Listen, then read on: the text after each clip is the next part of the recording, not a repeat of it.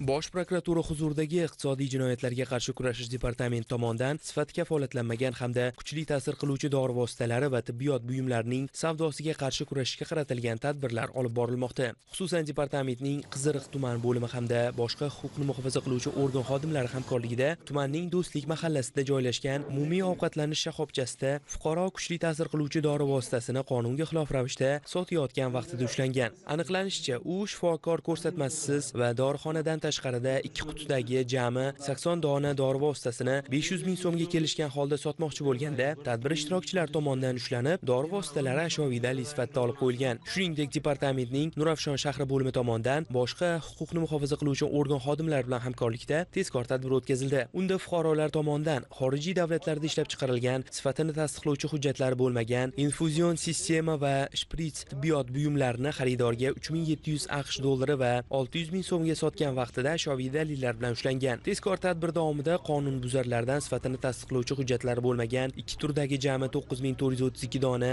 sistema hamda 2 turdagi jami 10400 dona shprits tibbiy buyumlari holatga aniqlik kiritilgunga qadar vaqtincha saqlash uchun belgilangan tartibda olib qo'yilgan. Hozirda mazkur holatlar yuzasidan Jinoyat kodeksining tegishli moddasi bilan jinoyat ishi qo'zg'atilib, tergov harakatlari o'tkazilmoqda.